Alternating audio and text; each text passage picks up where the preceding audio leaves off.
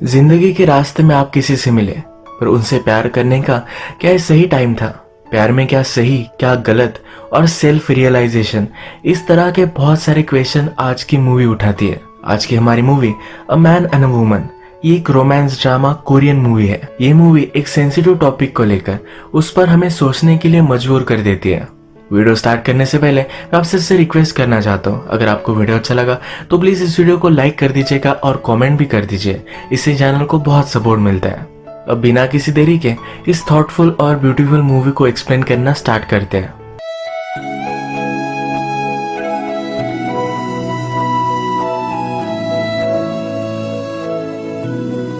Movie start होती है और हमारी मेन कैरेक्टर, जिसका नाम है मिन, इसे हम पोलैंड में देख सकते हैं। अगले सीन से अपने बच्चे को स्कूल से लेने के लिए ये चाहती है। इसकी ओरिजिन कंट्री कोरिया है, पर इसका बेटा थोड़ा सा एबनॉर्मल है, इसीलिए पोलैंड में अच्छे स्कूल में उसे डाला गया है। वहाँ वो कुछ स्किल सीख सके, डेवलप हो सके, इसीलिए वो वहाँ आए हुए हैं। मिन का बेटा कुछ भी सही से बात नहीं कर पाता।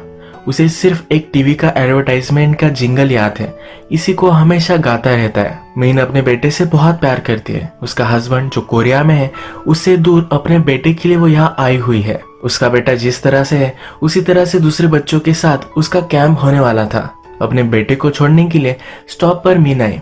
वहां पर हम हमारा और एक मेन कैरेक्टर, जिसका नाम है होंग, इसे भी देख सकते हैं।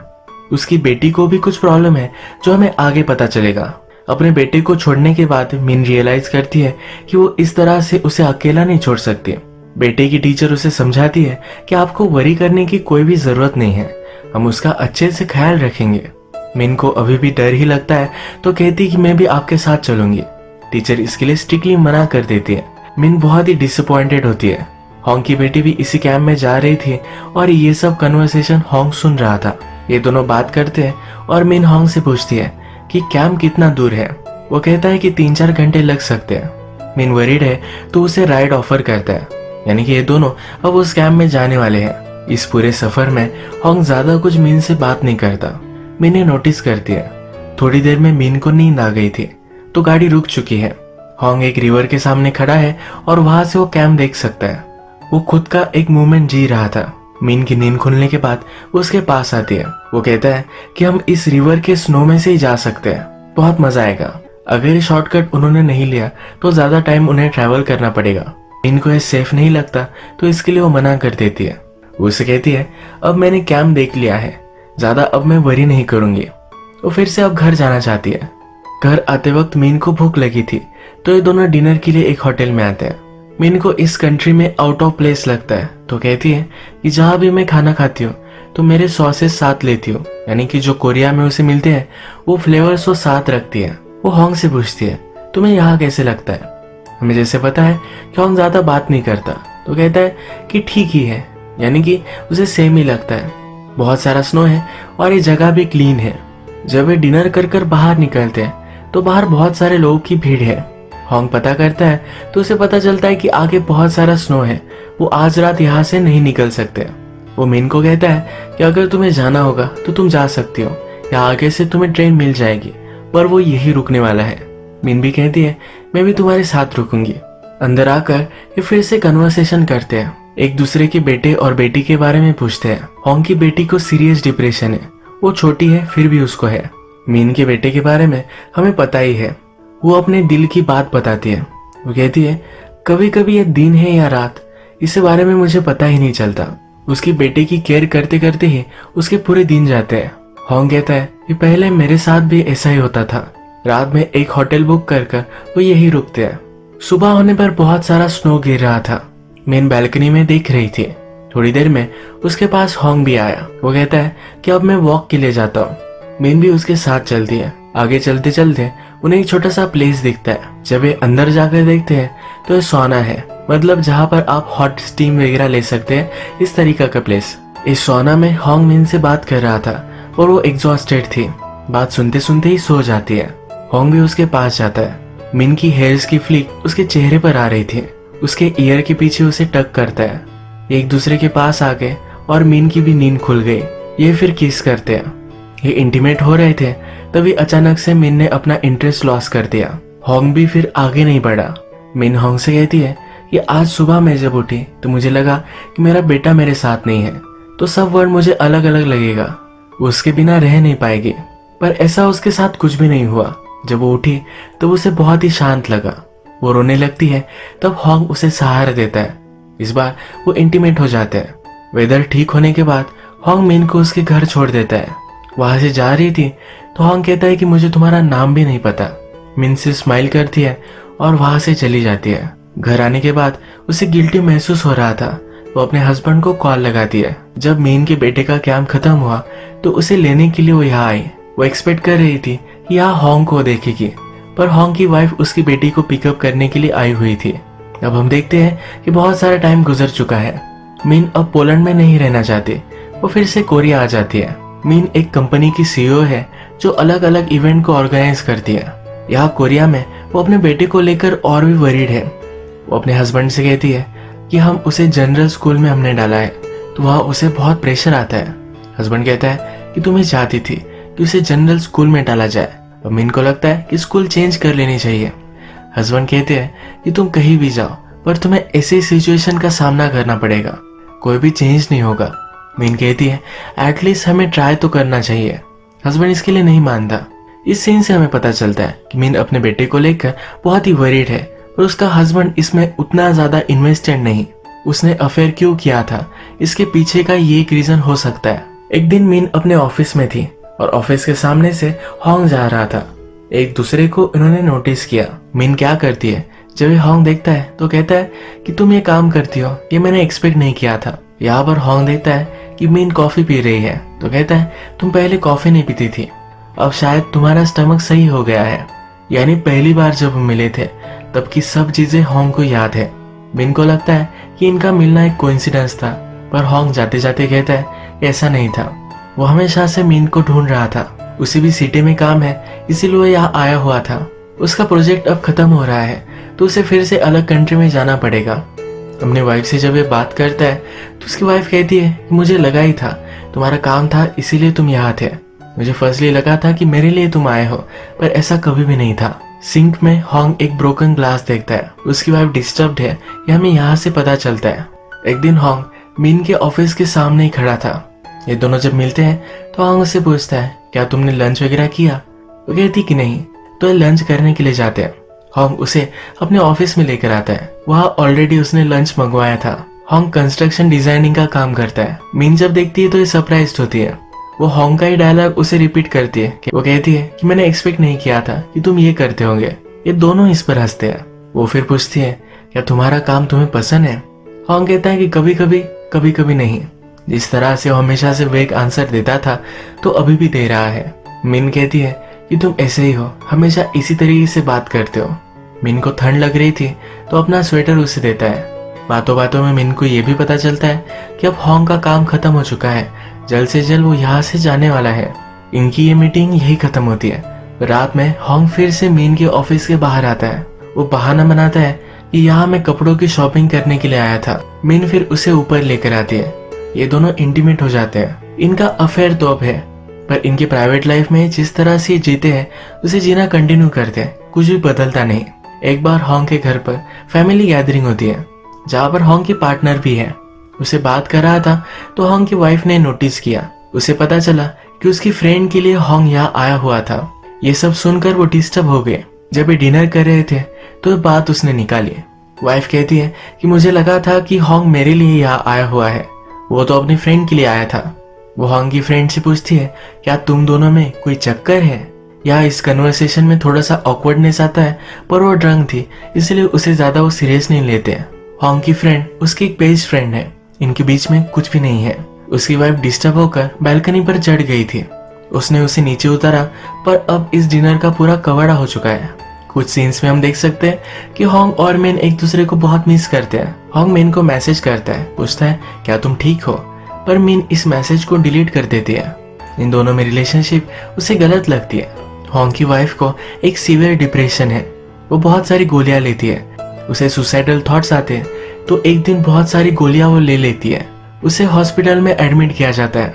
हॉन्ग की मदर इन लॉ भी वहां पहुंचती है। वो हॉन्ग से कहती है कि मेरी डॉटर को डिस्चार्ज मिलने के बाद मैं उसे घर लेकर जाऊंगी, उसके लिए वहां रहना जरा सही हो सकता है। जो भी सब चल रहा है इसमें होंग की हालत बहुत खराब थी। एक दिन वो मिन के ऑफिस के सामने उसका वेट करता है। उसे टाउन में अलग काम से जाना था। जाते जाते वो उससे मिल लेती है। वो उसके साथ टाइम स्पेंड नहीं कर सकती तो होंग कहता है कि तुम्हें जहां भी जाना हो वहां मैं तुम्हें राइड दे सकता हूँ। मिन को ट्रेन से जाना है तो वो कहता है कि तुम्हें स्टेशन तो मैं छोड़ ही सकता हूँ। वो उसे स्टेशन पर छोड़ता है पर बाद में उसी की ट्रेन में आकर बैठ जाता है। वो जब वहां आया तो मिन भी उसे मिस ही कर रही थी। वो उसे कॉल लगा रही थी तभी होंग वहां पहुंच गया। दोनों को एक दूसरे के साथ टाइम स्पेंड कर बहुत अच्छा लगता है। नेक्स्ट सीन में हम देखते हैं कि होंग अपने काम पर है। उसकी फ्रेंड स्लैश पार्टनर उससे पूछती है तुम्हारी हालत बहुत ही खराब लग रही है। वो नोटिस करती है कि होंग में कुछ अलग है। वो उसे ज्यादा कुछ भी नहीं बताता। रात में मिन की सिर्फ आवाज सुनने के लिए उसे कॉल करता है। एक दूसरे से दूर इनसे रहा नहीं जाता। ये दोनों एक होटल में मिलते हैं और इंटीमेट हो जाते हैं। एक दिन होंग अपनी वाइफ और अपनी बेटी से मिलने के लिए उसकी मदर इन लॉ के पास आया। वो और उसकी वाइफ बात कर रहे थे। वाइफ कहती है कि तुम्हें लगता है कि तुम मुझे अच्छी तरीके से समझते हो पर ऐसा कुछ भी नहीं है। वाइफ की हालत अभी भी बहुत खराब है।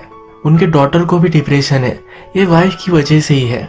कभी कभी डिप्रेशन हेरिडेटरी भी होता है। जिस तरीके से होंग हमेशा मिन को सरप्राइज करता है तो एक दिन वो डिसाइड करती है कि वो भी होंग को सरप्राइज करेगी। उसकी काम की जगह पर वो आती है और वह होंग नहीं है। होंग की फ्रेंड से वो मिलती है। फ्रेंड उससे पूछती है कि क्यों उसे उससे मिलना था। मिन कहती है कि वो मेरा फ्रेंड है, ऐसी गुजर रही थी तो मुझे लगा कि मैं उससे मिल लूं। होंग की फ्रेंड भी समझ जाती है कि चल क्या रहा है। मिन जा रही थी तो उसे कहती है कि उसके फैमिली में बहुत प्रॉब्लम चल रहे हैं। उसकी वाइफ बहुत बीमार है। होंग को पता चलने के बाद रात में उसे मिलने के लिए आता है। ये दोनों एक ड्राइव लेते हैं। यहाँ पर जोंग मिन से बात करना चाहता है। मिन कहती है कुछ भी बात नहीं करते हैं। वो चाहती कि वो इंटीमेट होते रहे। उनकी रिलेशनशिप जिस तरह से चल रही है उसी तरह से चलने दे। अगर इनमें सीरियस रिलेशनशिप हो गए तो प्रॉब्लम हो जाएगा और मिन ये नहीं चाहती। उसे लगता है कि जो भी वो कर रहे हैं ये गलत है, इससे कोई भी हर्ट नहीं होना चाहिए। वो अब गुस्सा होकर वहां से चली जाती है। होंग को सिर्फ एक मैसेज कर कहती है कि हम जो भी कर रहे थे ये गलत था और फिर से कभी भी नहीं मिलना चाहिए। होंग उसे कहता है कि अगर तुम ब्रेकअप ही करना चाहती हो तो आमने सामने आकर करो, ऐसे टेक्स्ट पर नहीं। वो मिलकर उसे कहती है कि हमें जल्दी से जल्दी इसे एंड कर देना चाहिए वरना हमारे लिए ये बहुत ही हार्ड हो जाएगा। होंग पूछता है कि क्या इस रिलेशनशिप का तुम्हारे लिए कोई भी मीनिंग नहीं था। वो कहती है कि हमारे पास कोई चॉइस नहीं है। अचानक से उसे कॉल आता है तो उसका बेटा उसे कहीं नहीं मिल रहा। ये दोनों फिर पूरे टाउन में उसके बेटे को ढूंढते हैं। एक पार्क में पानी के पास वो बैठा हुआ है। बारिश भी आ रही है। ये दोनों उसके पास जाते हैं पर ये उठने के लिए रेडी नहीं है। मिन उसके बेटे का एक शू लेकर पानी में डालती है और फिर से वापस आकर उसे दे देती है। इससे वो शांत हो गया और उसके साथ घर चलने के लिए रेडी हो गया। फिर वो होंग को एक्सप्लेन करने के लिए कहती है जब ये छोटा था तब इसका एक शू सी में गायब हो गया था। इसे शायद वही चीज याद आ रही थी। मिन के बेटे को सी बहुत पसंद है। ये फिर से वहां जाना चाहती है। इसके बाद मिन, होंग और मिन का बेटा ये सब सी पर आते हैं। एक अच्छा सा डे स्पेंड करते हैं। मिन कहती है कि जब भी हम मिलते हैं तो ऐसा लगता है कि हम हमेशा ट्रैवल ही कर रहे हैं। अब एक दूसरे के प्यार में है तो एक बड़ी प्रॉब्लम हो चुकी है। जब ये अपने अपने घर जाते हैं तो मिन का हस्बैंड कहता है कि तुम कहाँ गई थी। वो उसे बताती है। हस्बैंड भी समझता है, कहता है कभी कभी आपको स्पॉन्टेनियस डिसीजन लेने चाहिए। होंग जब घर पर आता है तो उसकी वाइफ और बेटी आ चुकी है। उसकी वाइफ उससे कहती है कि मैं तुमसे बहुत प्यार करती हूँ। मुझे ऐसा कोई चाहिए था जो मुझे एक औरत की तरह देखे, पर हमेशा तुम मुझे पेशेंट की तरह ही ट्रीट करते हो। मैं थोड़ी सी अजीब हूँ पर तुम हमेशा मेरे साथ रहते हो। उसे फिर रियलाइज होता है कि वो अपने हस्बैंड के साथ कितना गलत कर रही थी। रात में हम देखते हैं कि होंग बैल्कनी में खड़ा हुआ है। वो बहुत सारी चीजें सोच रहा था। शायद सुसाइड भी कर सकता था पर उसकी बेटी उसके पैर को हाथ लगाती है। बेटी के बारे में सोचकर वो अपना माइंड चेंज कर लेता है। पिछले 2 सीन से हमें पता चलता है कि इन दोनों के पार्टनर इतने गलत भी नहीं है। एक दिन होंग फिर से मिन से मिलने वाला था। देर रात तक मिन के लिए उसने वेट किया पर मिन को लेने के लिए उसका हस्बैंड और उसका सन आ गया। ये फिर से होटल में मिलने वाले थे। बहुत रात है तो मिन का हस्बैंड कहता है कि इतनी रात में तुम कहाँ जा रही हो। मजाक मजाक में कहता है क्या किसी के साथ तुम्हारा अफेयर चल रहा है। मिन सीरियस होकर उसे सब कुछ बता देती है। कहती है कि मैं उसके बिना नहीं जी सकती। होटल में आकर होंग का वेट करती है। होंग अब इस होटल की डोर तक आ चुका था। वो अंदर आने वाला था पर उसे रियलाइज होता है कि जो भी ये चल रहा है ये गलत है।